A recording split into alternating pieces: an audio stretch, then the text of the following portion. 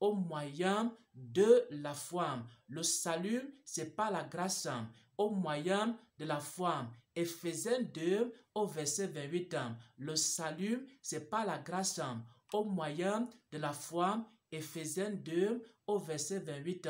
Mais maintenant, nous qui avons été sauvés par la grâce au moyen de la foi, Dieu nous donne des œuvres à accomplir sur la terre. Il nous donne des œuvres à accomplir dans l'église.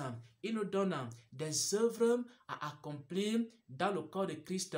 On doit donc s'appliquer à accomplir ces œuvres-là pour que le jour de l'enlèvement, on puisse présenter ces œuvres-là au Seigneur. Et ceux qui auront beaucoup de bonnes œuvres, ils seront aussi bien vêtus.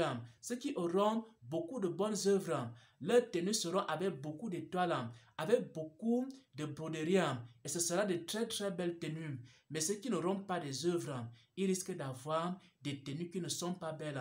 Bien-aimé, est-ce que tu ne veux pas être bien vêtu au jour de l'enlèvement? Est-ce que tu ne veux pas être bien vêtu au jour des noces de l'agneau?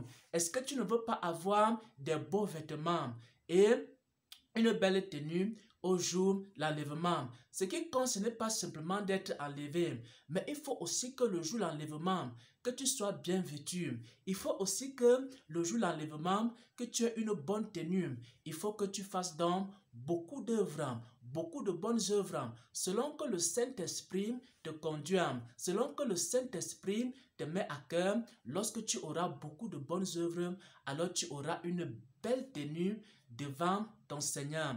Est-ce que tu veux te présenter devant Jésus-Christ avec une mauvaise tenue ou alors tu veux te présenter avec une belle tenue? Si tu veux avoir une belle tenue le jour de l'enlèvement, alors il faut accomplir les œuvres de Dieu. Mais si tu n'accomplis pas les œuvres de Dieu, alors le jour de l'enlèvement, tu risques de ne pas avoir une bonne tenue.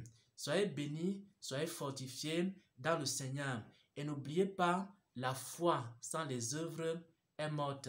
Amen, amen, amen.